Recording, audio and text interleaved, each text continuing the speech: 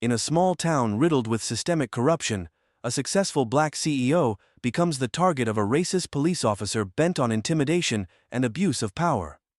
What begins as a routine visit spirals into a tense confrontation, exposing the deep-seated prejudice and unchecked authority that define the town's system. The officer's relentless harassment and fabricated accusations reveal the everyday injustices faced by Black Americans. As the protagonist fights back with courage and determination, the story sheds light on the infuriating realities of racism in America, sparking questions about accountability and the cost of standing up for justice. The night was cold and unforgiving, the kind of night that seeped into your bones no matter how many layers you wore. Detective Elena Cruz pulled her coat tighter around her as she walked toward the towering courthouse, its grand facade gleaming under the streetlights. She had spent years chasing shadows, uncovering truths that most people preferred to ignore. But tonight felt different. There was a weight in the air, a sense of inevitability that made her stomach churn. Inside, the courthouse was eerily quiet. The usual bustle replaced by an oppressive stillness. Elena had been summoned to a last-minute meeting. A matter of utmost importance, the email had said. She had her doubts in her experience. The higher the stakes, the murkier the motives. She stepped into a small, dimly lit conference room on the third floor. Seated at the long table were three men she recognized immediately. Judge Malcolm Stokes, a towering figure in the city's judiciary, District Attorney Lionel Marks, whose sharp tongue had made him a courtroom legend, and Captain Harold Pierce, her superior at the precinct. Their faces were grave, their eyes shadowed with unspoken truths. "Elena, thank you for coming," Pierce said, motioning for her to sit. "We have a situation." Elena's eyes narrowed as she took her seat. "What kind of situation?"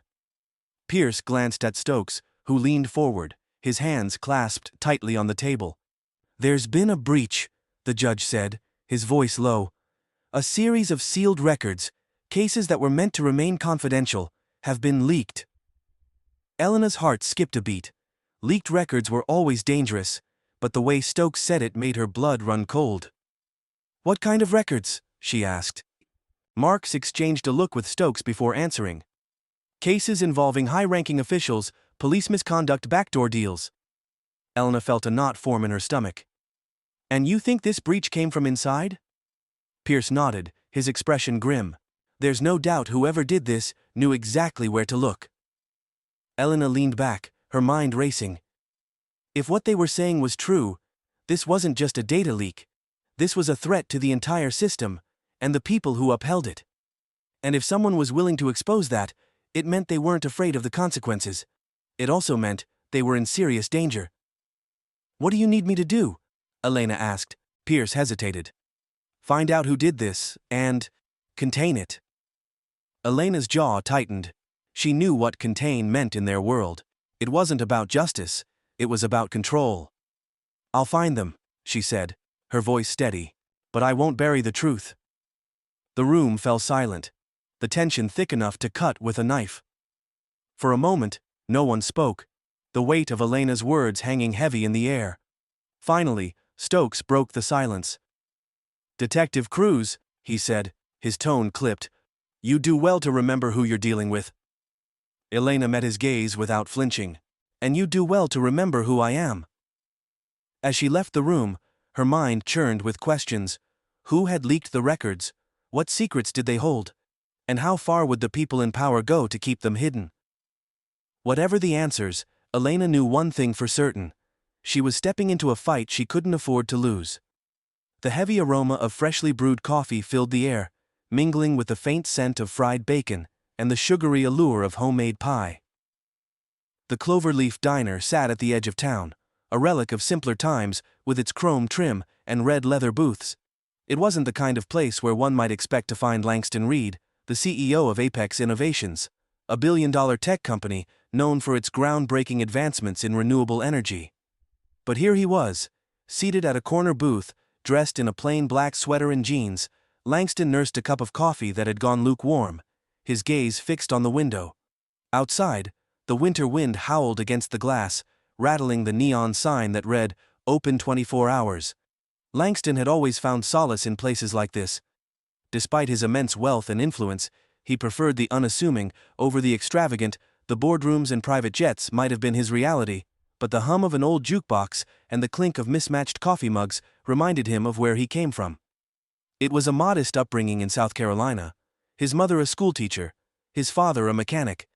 They had instilled in him values that money couldn't buy: humility, hard work, and respect for others.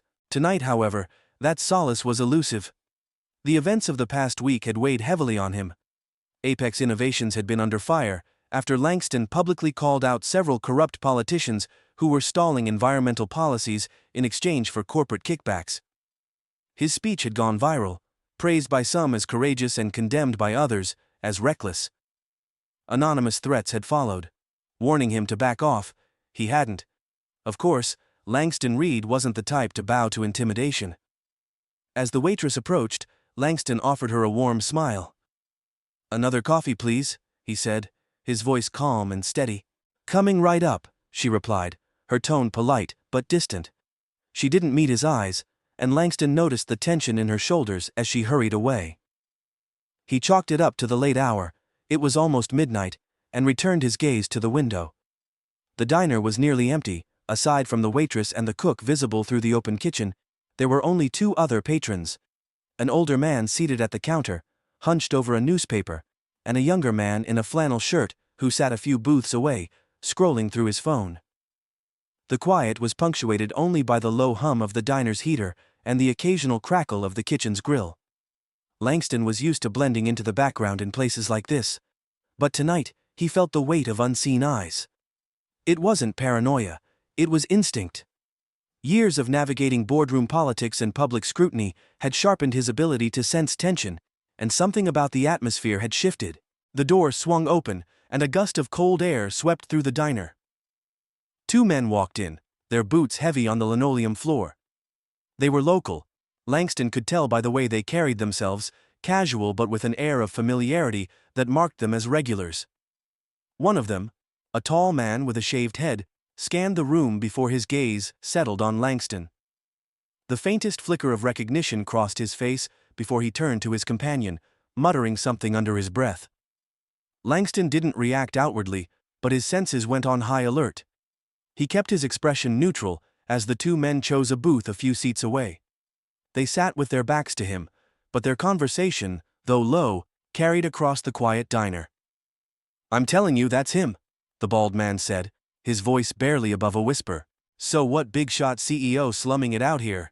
the other man replied, chuckling. "Probably scouting for another tax break." Langston took a slow sip of his coffee, his grip tightening slightly on the mug.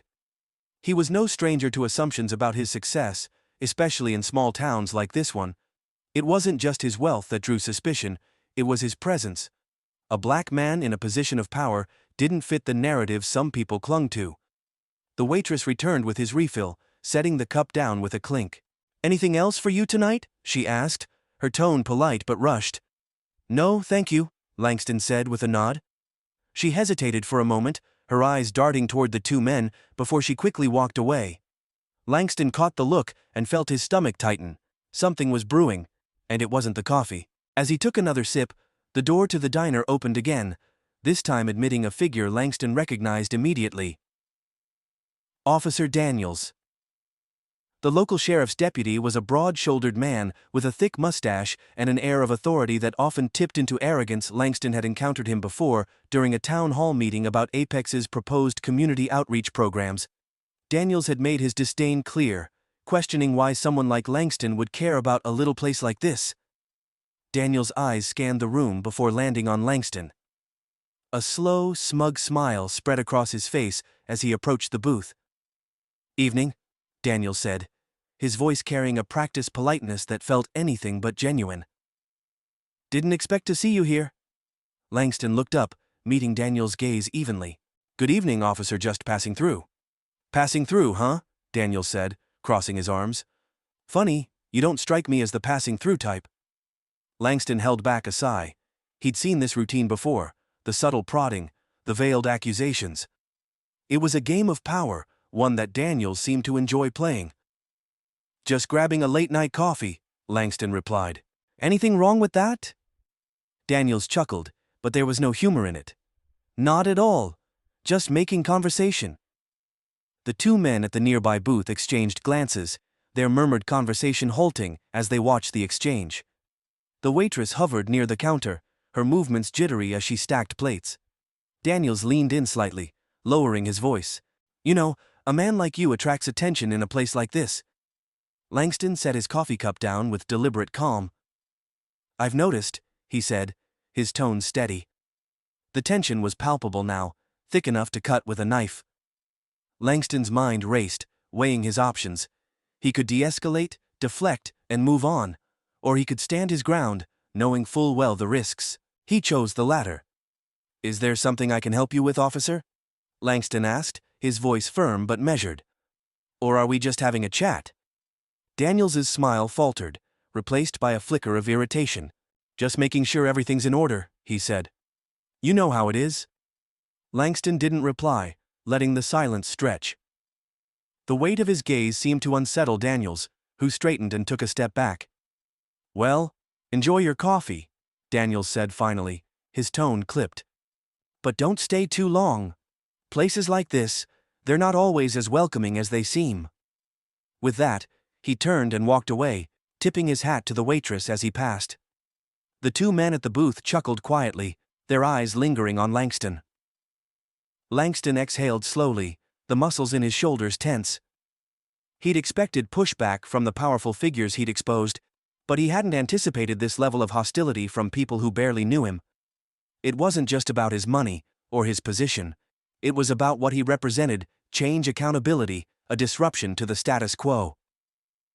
As he finished his coffee and prepared to leave, Langston couldn't shake the feeling that this was only the beginning. The storm was coming, and he would need every ounce of his strength to weather it. Langston slid a $50 bill under his coffee cup as he stood to leave, nodding politely toward the waitress, who quickly looked away. The cold air bit at his face as he stepped outside, the sharp wind carrying with it the faint smell of diesel and pine. He glanced down the empty street toward where his car was parked, a sleek black sedan that stood out against the rows of weathered pickup trucks and older model sedans. The sound of heavy boots crunching against the gravel behind him broke his thoughts. Langston turned slowly, keeping his expression neutral as he saw the two men from the diner exiting, their eyes fixed on him. Hey, city boy, the bald man called out, his voice laced with mockery. You lost, or are you just here to remind us how much better you think you are? Langston paused, measuring his response. He'd faced this kind of hostility before, the kind that came wrapped in the guise of small-town banter, but carried an undercurrent of something much darker. No, Langston said evenly. Just grabbing some coffee. Have a good night, gentlemen. He turned and continued toward his car, but the men didn't fall back. Their footsteps quickened, and Langston felt the gap between them narrow. Don't walk away, the second man said, his tone sharper now. We're talking to you. Langston stopped, pivoting slowly to face them. His hands remained at his sides, his posture relaxed, though his heart began to race. Is there something I can help you with? He asked calmly. The bald man smirked, his eyes scanning Langston up and down. Yeah, you can tell us what a big-shot CEO like you is doing, slumming it out here. Thought you'd be sipping martinis in some fancy penthouse. Langston held his ground, his voice steady. I'm here on business, just passing through. Business, the second man repeated, the word dripping with disdain. That what you call it, coming into our town, telling us how to live our lives? I'm not here to tell anyone how to live, Langston replied. If you'll excuse me, I need to get going. He turned again, but the bald man stepped in front of him, blocking his path. The smirk on his face had disappeared, replaced by a scowl. You think you can just walk away? The man growled. People like you think you can do whatever you want, coming into our town, stirring things up, and then leaving us to clean up the mess. Langston felt a flicker of anger rise in his chest, but pushed it down. He knew where this was heading, and nothing good would come from escalating the situation. I don't want any trouble, he said, keeping his tone even. Now, if you'll let me pass. The man stepped closer, his breath hot and sour in the cold night air. Trouble? Nah. We don't want trouble either, we just want to make sure you know your place. Langston's jaw tightened. The weight of their words hung heavy, unspoken but clear. He could see it in their eyes, the challenge, the need to assert dominance, to remind him that in this town, power didn't come from money or status. It came from being the right kind of person in the right kind of place. The sound of tires crunching over gravel interrupted the standoff. A police cruiser pulled up, its headlights cutting through the darkness. Officer Daniels stepped out, his expression a mix of annoyance and smug satisfaction. "What's going on here?" Daniels asked, his hand resting casually on his belt. "Nothing," Langston said quickly, hoping to defuse the situation. "Just heading to my car." The bald man turned to Daniels, his tone shifting into something more amicable. "We were just having a chat with our new friend here, making sure he's not lost." Daniels' eyes flicked to Langston, a slow grin spreading across his face. "Mr. Reed," he said, his voice dripping with faux cordiality. "Funny running into you again." Langston felt the pit in his stomach deepen. He had no doubt that Daniels wasn't here by coincidence. "Officer," Langston replied, nodding politely. "Is there a problem?" Daniels took a step closer, his grin fading into something colder. "That depends. Mind if I ask what you're doing out here this late? Seems a little out of place for someone like you." Langston felt the heat rising in his chest, but kept his composure. "Just grabbing coffee on my way back to the hotel. That's all." Daniels nodded slowly, as if considering his words. "And that fancy car of yours doesn't exactly blend in around here. Makes people curious, you know." Langston clenched his fists at his sides, careful to keep his tone measured. "I don't see how that's relevant, officer." Daniels chuckled, his hand still resting on his belt. "Well, when a stranger comes into town, people tend to notice, especially when that stranger has been stirring up trouble." Langston's patience was wearing thin, but he refused to give Daniels the reaction he was looking for. "If there's nothing else, I'd like to be on my way." Daniels took another step forward, closing the gap between them. "Not so fast. Mind if I take a look in your car, just a quick check to make sure everything's on the up and up?" Langston's stomach turned. He knew his rights, and he knew there was no legitimate reason for Daniels to search his vehicle.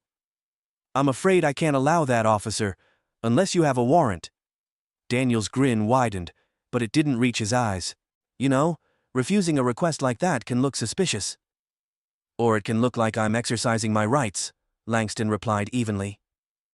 The air between them crackled with tension. The two men from the diner watched silently, their smirks replaced with something darker. More eager, Langston could feel the weight of their stares, the pressure building with every passing second. "All right," Daniels said finally, stepping back, "if that's how you want to play it." Langston exhaled, thinking the moment had passed, but Daniels wasn't finished. He turned to the bald man, jerking his head toward Langston. "You see him do anything suspicious?" The man grinned, his earlier hostility returning. "Well, he's been acting real nervous. Wouldn't be surprised if he's hiding something." Daniels nodded, as if the statement held any weight. "That's so. Guess I'll have to write up a report." Langston's heart pounded, but he forced himself to stay calm. "Write whatever you need, officer. I've done nothing wrong." Daniels leaned in close, his voice dropping to a whisper. "We'll see about that." As Daniels stepped back, Langston felt a wave of frustration and helplessness wash over him. He could feel the injustice pressing down on him, threatening to crush the composure he had worked so hard to maintain. But he couldn't afford to lose his cool. Not here, not now. "Good night, Mr. Reed," Daniels said, his tone smug. "Enjoy your stay." Langston didn't respond. He turned and walked toward his car, his steps steady despite the fury bubbling beneath the surface. He could feel their eyes on him as he climbed into the driver's seat and pulled onto the empty road. As the diner's neon sign disappeared in his rearview mirror, Langston gripped the steering wheel tightly. The weight of the encounter settled on his shoulders like a storm cloud, heavy and suffocating. He had faced prejudice and discrimination before, but tonight had been different. The hostility felt more pointed, more personal. Langston took a deep breath, steadying himself. He wasn't just fighting for himself. He was fighting for everyone who had ever been underestimated, dismissed, or mistreated because of the color of their skin. And if Daniels thought this was the end, he was sorely mistaken. Langston pulled into the parking lot of the small hotel where he was staying. The building, a plain brick structure with flickering lights in the parking area, looked even more unwelcoming after the encounter at the diner. His muscles were taut as he stepped out of the car, his breath visible in the cold air. The encounter with Daniels and the two men replayed in his mind, each detail sharpening the edges of his frustration. Langston had dealt with microaggressions his entire life, but tonight felt different. It wasn't just the hostility. It was the implication that they were watching him, waiting for him to slip up. As Langston approached the entrance, his phone buzzed. He glanced down and saw a text from Mitchell, his head of security. "Boss, just got word from a contact. Be careful tonight. Something's up in that town. Call me ASAP." Langston's pulse quickened. Mitchell had been with him long enough to know when to send a warning. Langston hesitated, his hand hovering over the call button, when the sound of tires screeching behind him snapped him back to the moment. A police cruiser had pulled into the lot, its headlights cutting through the darkness like two predatory eyes. Langston turned to see Officer Daniels stepping out, his face twisted into a smug grin. Another officer, younger and visibly uncomfortable, followed behind him. Langston recognized him from earlier that week at a town meeting. Officer Logan, a rookie who had barely spoken then and seemed hesitant now. Daniels approached, his hand resting on his belt as usual. "Evening, Mr. Reed," he said, his tone far too casual. "We meet again." Langston didn't flinch. "Something I can help you with, officer?" "Actually, yeah," Daniels said, stopping a few feet from him. "We got a call about a suspicious vehicle parked near the hotel. Figured I'd check it out." Langston's jaw tightened, but he kept his voice calm. "Suspicious? It's a rental car, registered, legal, and parked in a designated spot." Daniels tilted his head, his grin widening. "Funny how things like that don't always add up, isn't it? Mind if I take a look inside?" Langston took a steadying breath. "As I said earlier, unless you have a warrant, no." Daniels's grin faltered, replaced by a flash of irritation. He took a step closer, looming over Langston. "You got a lot of mouth for someone in my town," he said, his voice dropping to a threatening growl. "You think your money and your name mean something here?" Langston didn't move. "They mean enough to make sure what happens here doesn't go unnoticed." The tension between them crackled like static. Daniel's face darkened, and for a moment, Langston thought he might lash out. But instead, Daniels stepped back, nodding to Officer Logan. "Rookie," Daniels said, his tone curt. "Run the plates. Let's see if this legal car checks out." Logan hesitated, glancing between Daniels and Langston. Sir, I think—" "I said run the plates," Daniels barked. Langston's eyes flicked to Logan, who looked deeply uncomfortable but unwilling to defy the older officer. The rookie turned reluctantly toward the cruiser, muttering under his breath as he retrieved a device to scan the plates. "You really think this is a good use of your time, officer?" Langston asked, his tone cutting through the night air. Daniels chuckled, shaking his head. "See, that's your problem. You think you're above all this, but out here you're just another guy who doesn't belong." Langston's chest tightened. He wanted to fire back, to lay into Daniels with the full force of his frustration, but he knew it would only make things worse. Instead, he forced himself to remain calm, his expression unreadable. Logan returned a moment later, holding the scanner awkwardly. "It's clean," he said, his voice barely above a whisper. "Nothing suspicious." Daniels didn't even glance at him. "Is that so?" he said, his tone mocking. "Well, maybe we'll take a look anyway. Can't be too careful these days." Langston took a step forward, his voice firm. "I've had enough of this. You're harassing me without cause. If you touch my car, I'll make sure the entire department hears about it." Daniels froze, his jaw tightening. For a moment, the smugness in his eyes was replaced by something darker, something dangerous. But before he could respond, the sound of another car pulling into the lot broke the tension. Langston turned to see a sleek black SUV roll to a stop. The driver's side door opened, and Mitchell stepped out, his broad shoulders and confident stride a welcome sight. Mitchell's presence always carried weight, and tonight, it was a lifeline. "Everything okay here?" Mitchell asked, his voice calm but authoritative as he approached. Daniels bristled. "And who the hell are you?" "I'm his head of security," Mitchell replied evenly, standing beside Langston.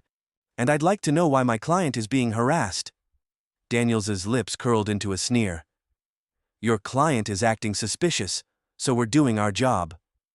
Suspicious? Mitchell echoed, his tone sharp. From what I can see, you're fishing for a problem that doesn't exist. Logan shifted uncomfortably, his gaze darting between Daniels and Mitchell. The younger officer's hesitation was written all over his face, but he remained silent. Daniels took a step forward, his posture stiff with defiance. I suggest you stay out of this. And I suggest you think very carefully about your next move, Mitchell shot back, his voice low and dangerous. Because if you so much as lay a hand on him or his property, there will be consequences. The standoff stretched, the air thick with unspoken threats. Langston stood silently, his heart pounding, as he watched Mitchell and Daniels lock eyes. Finally, Daniels stepped back, his face twisted with frustration. Fine, Daniels snapped. But don't think this is over. He turned and stalked back to the cruiser, motioning for Logan to follow. The younger officer hesitated for a moment, glancing at Langston with what might have been regret, before hurrying after Daniels. The cruiser's lights flared as it pulled out of the lot, disappearing into the night. Mitchell turned to Langston, his expression unreadable. You okay? Langston nodded, though his chest still felt tight. Thanks for showing up when you did. Figured you'd need backup, Mitchell said. That guy's trouble always has been. Langston exhaled, the weight of the encounter settling over him. It's not just him, it's the whole system. Mitchell nodded grimly. Then we hit the system where it hurts. But first, let's get you somewhere safe. They're not done with you yet. Langston hesitated, his mind racing. He'd spent his life fighting battles in boardrooms and public forums, but tonight's events had pushed him into a different kind of fight, one he couldn't walk away from. He glanced at the hotel, then back at Mitchell. You're right, Langston said. This isn't over. Not by a long shot. Langston and Mitchell stood silently in the dimly lit parking lot, the tension from the confrontation with Daniels still lingering in the air. The sound of the cruiser's engine fading into the distance brought little relief. Langston's mind raced as he replayed the events of the evening, the blatant hostility, the barely concealed threats. This wasn't just about him. Daniels had made it clear. Langston's very presence was a threat to their way of life, their power, and they wouldn't let him leave without a fight. Mitchell placed a steady hand on Langston's shoulder. We need to move, he said, his voice calm but firm. Staying here isn't safe. Langston nodded, but his jaw tightened with frustration. I know, he said, his voice low. But running doesn't solve anything. Mitchell studied him for a moment. You're not running, you're regrouping. We need a plan, Langston. These guys aren't playing by the rules. Langston sighed, the weight of the night pressing down on him. They never do. The two men climbed into the SUV, the interior filled with the faint scent of leather and the hum of the heater. As Mitchell drove, Langston pulled out his phone and opened his email. He scrolled through dozens of unread messages, most of them related to his company's ongoing battle against corrupt officials, until one caught his eye. It was from a local journalist, Rachel Grant, who had been covering Apex Innovation's efforts in the area. Subject: urgent, new information about Daniels and local corruption. Langston opened the email, his eyes narrowing as he read. Mr. Reed, I've been investigating Daniels and his connections to local businesses and politicians. What I've found is bigger than I expected. I believe it's tied to why you're being targeted. Let's meet. Tonight, if possible, I'll explain everything in person. It's not safe to share over email. Rachel. Langston's chest tightened as he reread the message. If Rachel had uncovered something, it could explain the escalating harassment. But meeting her tonight felt like a gamble. Mitchell noticed his expression and glanced over. What's going on? Langston handed him the phone. Rachel Grant. She's been digging into Daniels, says she's found something. Mitchell frowned as he read the email. Could be legit, could also be a setup. Langston nodded. I know, but if it's real, this could be the leverage we need. Mitchell's hands tightened on the wheel. All right, where does she want to meet? Langston quickly typed a response, agreeing to meet at a diner on the outskirts of town. One far enough away from prying eyes, but not so remote as to be completely isolated. Within minutes, Rachel replied with a confirmation. As they drove toward the meeting spot, Langston's mind churned with possibilities. What had Rachel uncovered? How deep did Daniel's connections run? And more importantly, Could this be the breakthrough they needed to expose the corruption that had plagued the town for so long? The diner came into view, its neon sign casting a faint glow over the empty parking lot. Mitchell pulled in and parked near the entrance, his eyes scanning the area for anything unusual. Langston stepped out of the SUV, the cold air biting at his skin as he adjusted his coat. Inside, the diner was nearly empty, save for a lone waitress and a man seated at the counter. Langston spotted Rachel immediately, her auburn hair tied back in a loose bun, a notebook and laptop in front of her. She looked up as he approached, her expression a mix of relief and urgency. "Mr. Reed," she said, standing to shake his hand. "Thank you for coming." "Rachel," Langston replied, his tone polite but guarded. "You said you found something." Rachel nodded, motioning for him to sit. Mitchell remained by the door, his watchful eyes scanning the diner as Langston slid into the booth across from her. Rachel opened her laptop, her fingers flying over the keyboard as she pulled up a series of documents. "I've been looking into Daniels for months," she began, her voice low. "He's tied to a network of local officials and business owners who've been funneling money through fake development projects. On the surface, it looks like legitimate investments, but when you dig deeper, it's clear they're laundering money and using it to bribe officials." Langston leaned in, his eyes narrowing as she scrolled through spreadsheets and emails. "And you're saying Daniels is at the center of this?" Rachel nodded. "He's their enforcer. He intimidates anyone who gets too close to the truth and ensures the right people stay in power. That's why he's targeting you. Your company's projects threaten their operations." Langston's stomach churned. It wasn't just personal. It was systemic. Daniels wasn't acting alone. He was protecting an entire network of corruption. "We can't let this stand," Langston said, his voice firm. "Do you have enough evidence to go public?" Rachel hesitated. "I have enough to start a fire, but not to burn it all down. If we want to expose this, we need more documents, more witnesses."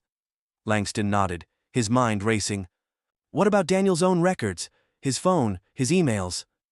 Rachel shook her head.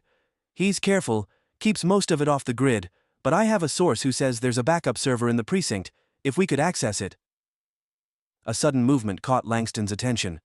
Mitchell had stepped closer, his body tense as he stared out the window. Langston followed his gaze and saw two cruisers pulling into the lot, their lights off, but their presence unmistakable. "Rachel," Mitchell said sharply, his voice low, "did you tell anyone about this meeting?" Rachel's eyes widened in alarm. "No. Why?" Langston didn't answer. His mind raced as the officers stepped out of their vehicles, their silhouettes framed by the diner's harsh exterior lights. One of them was Daniels. "They're here for us," Langston said, his voice calm despite the surge of adrenaline. Mitchell moved quickly, pulling out his phone. "We need to go. Now." But before they could move, the diner door swung open and Daniels stepped inside, flanked by two other officers. His eyes landed on Langston, and a slow, predatory smile spread across his face. "Evening," Daniels said, his tone dripping with false politeness. "Funny running into you here." Langston straightened in his seat, his expression composed. "Officer Daniels, what can I do for you?" Daniels' smile widened. "Well, I hate to interrupt your little meeting, but we've got some questions about a certain email you sent earlier tonight. Something about local corruption?" Langston's stomach dropped. Somehow, Daniels knew about Rachel's investigation. "This is harassment," Rachel said, her voice trembling but defiant. "You have no right to—" Daniels cut her off with a sharp laugh. "Harassment? No, ma'am. Just doing my job. Now, if you'd both come with us, we can clear this up downtown." Langston glanced at Mitchell, whose jaw was tight with barely contained anger. He could see the calculation in his eyes. The odds of them getting out of this, without escalating the situation further. "You're making a mistake," Langston said, his voice steady. "Whatever you think you have, it won't hold." Daniel's smile turned cold. "That's for the courts to decide. Now, are you coming willingly, or do we need to make this official?" The tension in the diner was suffocating. Langston knew they were out of options. Slowly, he stood, his movements deliberate as he met Daniels's gaze. "We'll come," he said. "But this isn't over." Daniels chuckled darkly, motioning for the other officers to move. "Oh, I'm counting on it. As they stepped out into the cold night, Langston felt the weight of what was coming. This wasn't just about him anymore.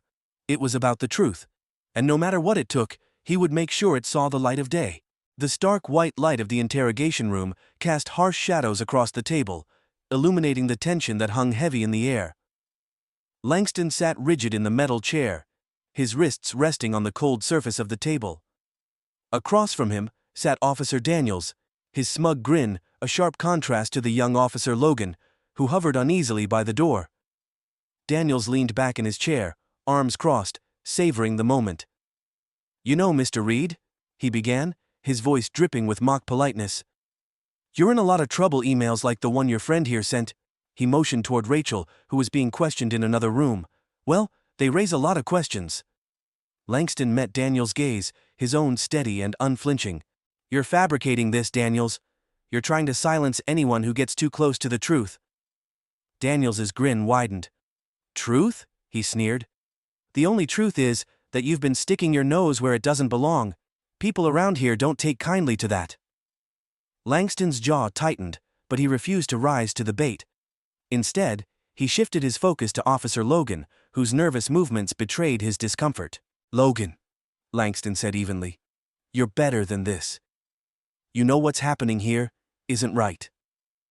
Logan froze, his hand hovering near his belt. I don't know what you're talking about," he stammered. "Yes, you do," Langston pressed. "You've seen what Daniels does, how he uses his badge to intimidate and cover up the corruption in this town. Do you really want to be a part of that?" "Shut your mouth," Daniels snapped, his grin vanishing. He shot Logan a sharp look. "Don't listen to him. He's trying to turn you against your own." Langston's voice remained calm, but his words were deliberate. "It's not about turning anyone. It's about doing what's right, Logan. You have a choice. You don't have to be a pawn in his game." Daniels slammed his hand on the table, the sound echoing through the small room. "Enough!" he barked, leaning in close to Langston. "You think you're some kind of hero, don't you? Coming in here, stirring up trouble, acting like you're above the law." Langston didn't flinch. "No, Daniels, I think you're the one who believes you're above the law." The tension in the room was suffocating. Daniels' face twisted with barely contained rage, and for a moment, Langston thought he might lash out. But instead, Daniels straightened, his grin returning like a predator toying with its prey. "You know what?" Daniels said, his tone dripping with malice. "Let's make this official." He pulled out a folder and slapped it onto the table. Inside were photographs, doctored emails, and fabricated evidence, all designed to paint Langston as a criminal. "Looks like we've got enough to charge you with obstruction and conspiracy," Daniels said with mock satisfaction. "You're going down, Reed." Langston's heart pounded, but he forced himself to remain calm. He knew this was Daniels' play, to overwhelm him, to make him panic, but Langston had faced greater challenges in his life, and he wasn't about to crumble now. "None of that will hold up," Langston said, his voice steady. "And you know it." Daniels' grin faltered for a moment before he leaned in close, his voice dropping to a menacing whisper. "Maybe not in court, but I don't need a conviction to ruin you. A man like you, one headline about corruption, one picture of you in cuffs, and it's over your reputation, your company, everything." Langston held Daniels' gaze, his resolve hardening. "If you think I'll let you get away with this, you're wrong. I'm not afraid of you." Daniels laughed, the sound cold and cruel. "You should be." The door opened suddenly, breaking the tension. Mitchell strode in, his face a mask of barely restrained fury.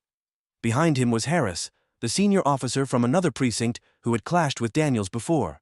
"What the hell is going on here?" Harris demanded, his eyes narrowing as he took in the scene. Daniels' expression darkened. "This is none of your business, Harris." "It is now," Harris said, stepping forward. "I got a call about some questionable arrests tonight. Thought I'd come take a look." Daniels straightened, his bravado faltering. "You're overstepping." "No," Harris shot back, his voice firm. "You are." Harris turned to Langston, his gaze steady. "Mr. Reed, are you all right?" Langston nodded, his composure intact. "I'm fine, but Daniels is fabricating evidence to cover up his corruption." Daniels scoffed. "That's a lie." Is it? Harris countered, pulling out a USB drive. Because I have a copy of the precinct's backup server. It's amazing what a whistleblower can provide when they've had enough of your nonsense. Langston's heart raced as Harris plugged the drive into a laptop. The room fell silent as files loaded onto the screen, revealing years of incriminating data. Payoffs, bribes, falsified reports. It was all there, laid bare. Daniel's face went pale. This doesn't prove anything, he said, his voice shaky. Oh, it proves plenty, Harris said. Enough to take you down and anyone else involved. Langston leaned forward, his voice cutting through the room. It's over, Daniels. You've lost. For a moment, Daniels looked like he might lash out, his hands clenching into fists. But then he slumped back in his chair, his bravado crumbling under the weight of the evidence. The room was heavy with the realization that the balance of power had shifted. Harris turned to Logan. You saw what happened tonight. Are you willing to go on record? Logan hesitated, his gaze darting between Daniels and Harris. Finally he nodded, his voice trembling but resolute. Yes, I'll testify. Daniels' head snapped up, his eyes blazing with fury. You're making a mistake, Logan. No, Logan said, his voice growing stronger. I'm doing the right thing. Harris nodded approvingly before turning back to Langston. You're free to go, Mr. Reed, and I'd recommend filing a formal complaint. This isn't over yet. Langston stood, his body tense, but his resolve unshaken. He turned to Daniels one last time, his voice steady. You'll pay for what you've done, not just to me, but to everyone you've hurt. Daniels didn't respond, his glare filled with impotent rage as Langston and Mitchell walked out of the room. The cold night air greeted them as they stepped outside, but for the first time, Langston felt a glimmer of hope. Where to now? Mitchell asked, his tone cautious. Langston's eyes hardened with determination. We go public, this ends tonight. Langston Reed sat in the frigid confines of the police station's interrogation room, the metallic chill of the chair beneath him seeping into his bones. Across the table sat Officer Daniels, his smug grin a mask for the roiling contempt that lurked beneath his posture, was relaxed, leaning back with an air of dominance that set Langston's nerves alight. The walls of the room seemed to close in with every second, but Langston focused on controlling his breath, his pulse, his composure. This wasn't his first battle with power-hungry men who thought they were untouchable, but it was the most personal one yet. Daniels broke the silence, his voice oozing with false geniality. Mr. Reed, he said, dragging out the syllables as though Langston's name were an insult. I gotta say, I admire your nerve. Not many people would walk into my town and try to blow everything up. Takes guts. Langston met Daniels' gaze, unflinching. It doesn't take guts to tell the truth, Daniels. It takes integrity, something you wouldn't know if it hit you in the face. Daniels' grin faltered for the briefest moment, his fingers drumming on the table in a quick, uneven rhythm. Then he leaned forward, his voice dropping an octave. You think you're smart, don't you? Think you can walk in here with your fancy title and your big city connections and make me look like the bad guy? You don't need my help for that, Langston replied, his voice steady. You've done that all on your own. The drumming stopped. Daniel's eyes narrowed, his lips curling into a sneer. You don't get it. Do you people like me run this town? People like you? He gestured dismissively at Langston. You're nothing but a headline waiting to happen. All it takes is one bad decision, and everything you've built comes crashing down.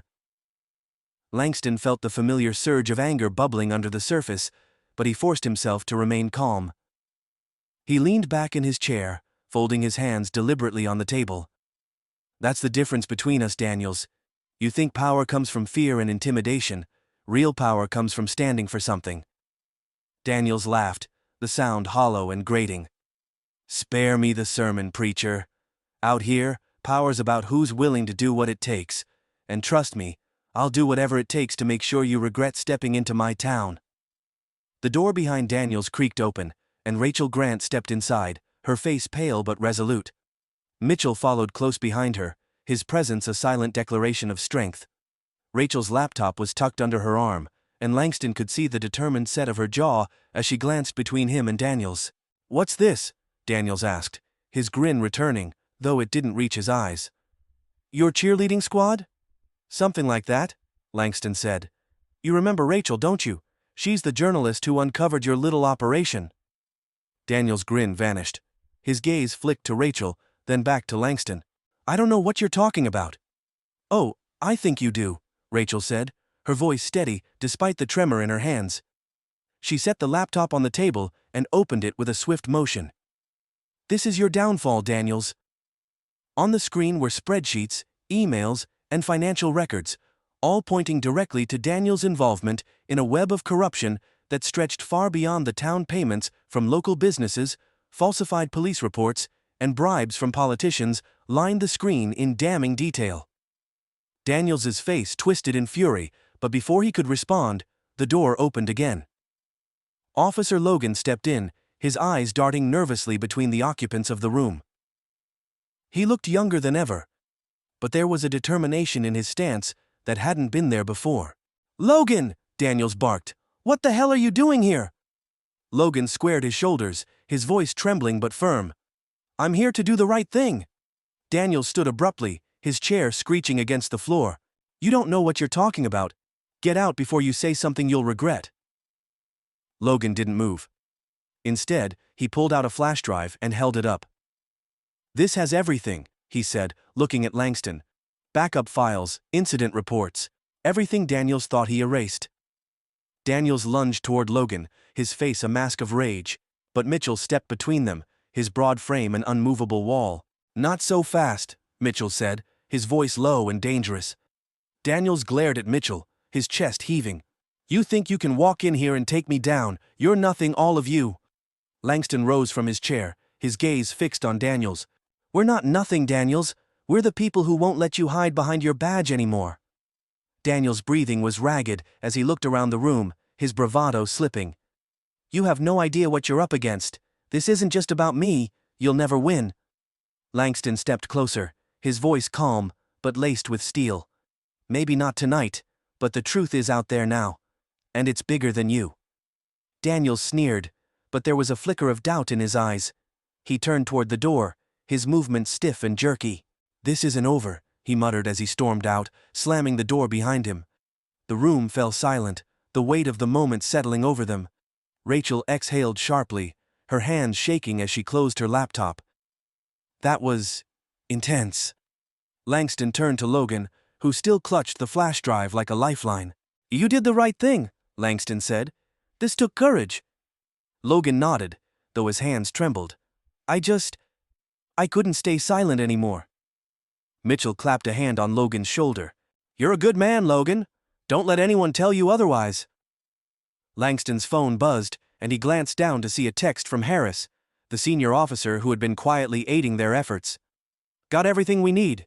Meet me at the courthouse. It's time to end this. Langston looked up, his resolve hardening. This isn't over. Daniels may have walked out of here, but we're taking this fight to the people who enabled him. Rachel nodded, her expression resolute. Let's expose them all. Mitchell grinned, his eyes gleaming with determination. Lead the way. Together, they stepped out of the interrogation room, the weight of the confrontation still heavy on their shoulders, but buoyed by the knowledge that they were no longer alone in the fight. The stakes had never been higher, and the path ahead was fraught with uncertainty. But Langston knew one thing for sure. He would see this through to the end, no matter the cost. The courthouse steps were bathed in the golden glow of the morning sun, as Langston, Mitchell, Rachel, and Logan stood at the base of the grand building. The weight of the night's events pressed heavily on their shoulders, but there was a spark of hope in each of their eyes. Today wasn't just another day. It was the beginning of accountability. Inside, Harris was waiting with a team of investigators and legal representatives, armed with the files Rachel and Logan had provided. The evidence Daniels had tried to bury was now in the hands of people who could do something about it. The wheels of justice had begun to turn. As Langston entered the courthouse, he caught a glimpse of the reporters already gathering outside, their cameras and microphones at the ready. News of Daniels' corruption, and the wider network he was protecting, had leaked overnight, and the public was demanding answers. Langston, Mitchell said, his voice low, as they moved through the bustling hallway. You ready for this? Langston glanced at him, a small smile tugging at his lips. I've been ready for this my whole life. They entered the main conference room, where Harris and his team were reviewing the evidence. A large screen displayed incriminating emails and financial records, and the room buzzed with focused energy. "Glad you could make it," Harris said, standing as Langston approached. "We've got enough here to not only bring down Daniels, but to implicate several high-ranking officials in the state. It's bigger than we thought." Langston nodded, his expression serious. "It always is." Harris turned to Logan, who stood nervously near the door. "You did good, kid. Speaking up isn't easy, but it's the only way we fix this mess." Logan's face flushed, but he managed a small nod. "I just want to do what's right." Rachel stepped forward, her laptop open and ready. "The press is already asking for a statement. If we handle this right, it could shift the narrative, not just about Daniels, but about systemic corruption in law enforcement." Langston took a deep breath, feeling the weight of responsibility settle over him. "Then let's give them the truth." The press conference. The courthouse steps were packed with reporters and curious onlookers. By mid-morning, Langston stood at the podium, flanked by Rachel, Harris, and Mitchell. Logan remained off to the side, his presence less prominent, but no less significant. Langston adjusted the microphone, the murmurs of the crowd falling silent as he began to speak. "Good morning, my name is Langston Reed, and I stand before you today not as a CEO or a public figure, but as a citizen who believes in justice and accountability." He paused, letting his words settle over the crowd. "Last night, we uncovered undeniable evidence of corruption within this town's police department, led by Officer Daniels and his network of enablers. This corruption is not an isolated incident. It's part of a larger system that has allowed abuse of power to thrive, unchecked." The crowd buzzed with murmurs, reporters scribbling notes and raising cameras. "But this is not just a story about corruption," Langston continued, his voice steady. "It's a story about courage, the courage of individuals like Rachel Grant, who risked her safety to investigate the truth, Officer Logan, who stood up against his own colleagues, and the many others who have refused to stay silent in the face of injustice." Langston's gaze swept over the crowd, his resolve unshaken. "This fight is far from over, but today we take the first step. We demand accountability, we demand reform, and we demand a system that serves and protects all people, not just a select few." The crowd erupted in applause, a ripple of hope spreading through the gathered audience. Langston stepped back as Rachel took the podium, her voice steady as she outlined the evidence and its implications. Harris followed, promising swift action and transparency as the investigation unfolded. As the press conference ended, news broke that Daniels had been apprehended while attempting to flee the state. The arrest was captured on camera, the once arrogant officer now in handcuffs, his face pale and his demeanor subdued. The footage played on every news station, a stark contrast to the image of authority he had wielded for so long. Langston watched the broadcast from a quiet corner of the courthouse, a sense of vindication washing over him. But it wasn't celebration that filled his chest, it was determination. Daniel's downfall was just the beginning. Mitchell approached, his expression thoughtful. "Feels good, doesn't it?" Langston nodded. "It's a step in the right direction, but there's still so much to do." Mitchell clapped him on the back. "One step at a time, boss. You've already done more than most would dare." That evening, Langston found himself back at the same diner where the confrontation with Daniels had begun. The atmosphere was lighter now, the oppressive weight of fear and hostility replaced by a cautious optimism. The waitress, who had avoided his gaze before, approached his booth with a genuine smile.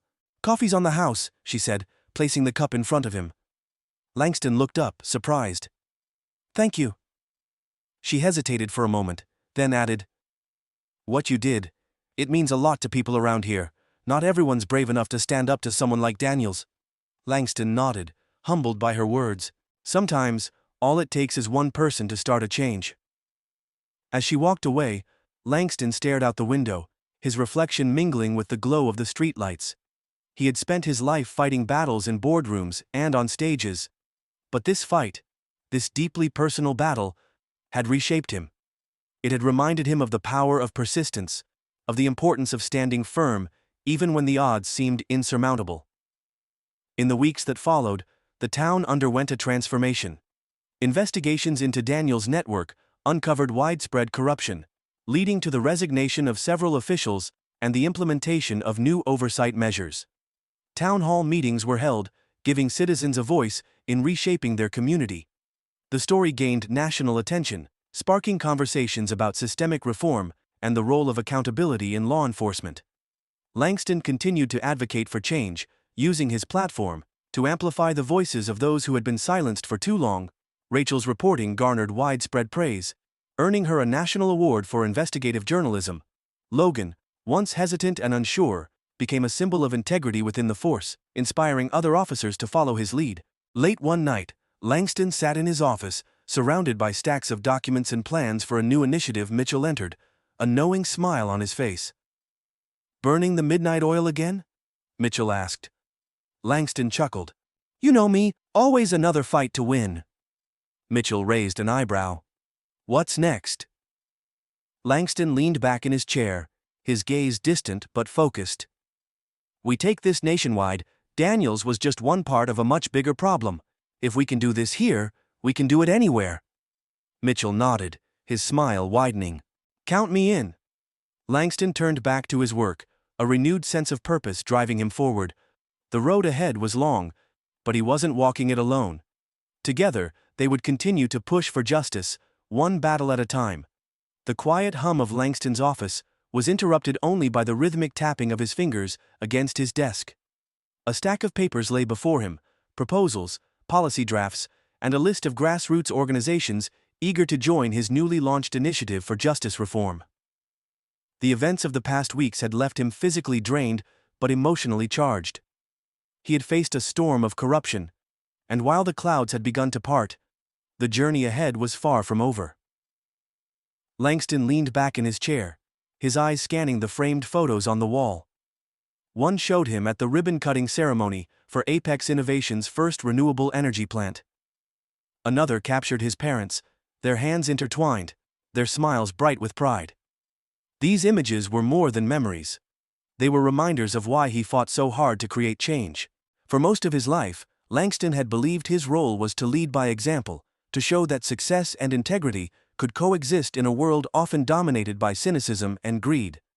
But the confrontation with Daniels had revealed something deeper. That leadership wasn't just about personal achievement. It was about standing firm when faced with injustice, even at great personal cost. A personal victory, a systemic awakening. Langston's victory over Daniels was more than just the downfall of a corrupt officer. It was a crack in the foundation of a system that had long thrived on silence and complicity. Daniels had been exposed, his network dismantled, and several high-ranking officials implicated in the investigation. But Langston knew this wasn't just about one man or one town. It was a mirror reflecting a much larger problem. Systemic racism and abuse of power weren't new enemies. They were insidious forces that had wormed their way into institutions designed to protect and serve. The fight against them required more than public outrage. It demanded sustained effort, courage, and collaboration. Langston had seen firsthand how individuals like Rachel Grant and Officer Logan, each from different walks of life, could come together to challenge those entrenched in corruption.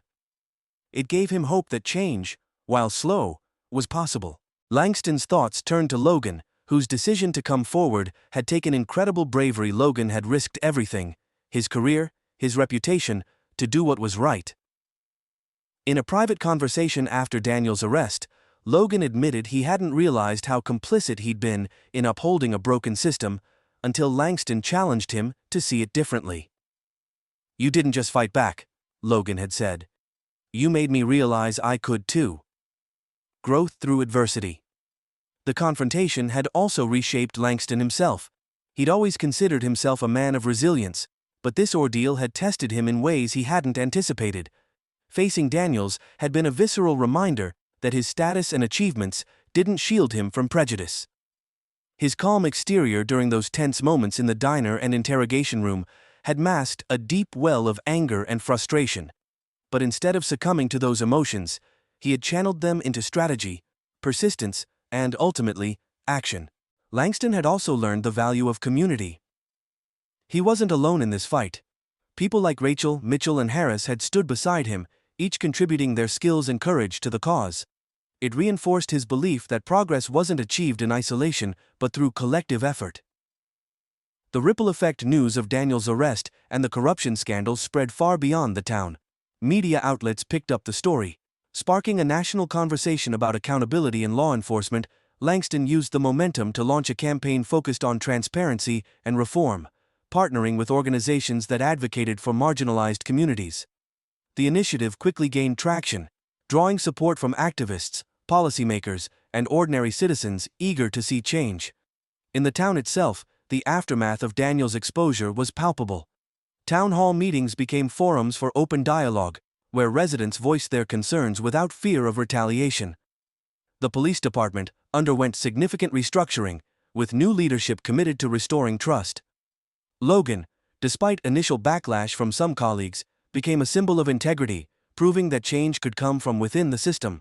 Rachel's investigative work earned her national recognition, and she continued to shine a light on issues that others might have overlooked. Her articles about the broader implications of the case inspired communities across the country to examine their own systems of power. A call to action. Sitting in his office, Langston drafted the opening lines of his keynote address for an upcoming summit on justice reform.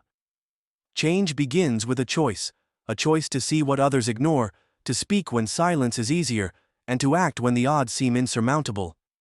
This isn't just about one town or one case, it's about all of us asking ourselves a simple question: are we willing to fight for the world we want to leave behind? He paused, staring at the words on the screen. They felt right, honest, hopeful, and urgent. Langston reflected on the stories of those who had joined him in the fight. People like Rachel, Logan, and Mitchell had reminded him that change was messy and often thankless, but it was worth every effort. Together, they had turned a moment of crisis into a movement for accountability. Looking ahead, Langston knew the road ahead wouldn't be easy. The system they were fighting against had deep roots, and every victory would likely be met with new challenges. But he also knew that progress wasn't linear. It was a series of small, determined steps forward. Each battle won, each voice raised, brought them closer to the world they envisioned. As he shut down his laptop and prepared to leave for the summit, Langston felt a sense of purpose, unlike anything he'd experienced before. The struggle wasn't over, but it had meaning. It wasn't just about exposing corruption, it was about building something better in its place. He stepped out of his office into the crisp evening air, the horizon painted with streaks of orange and purple.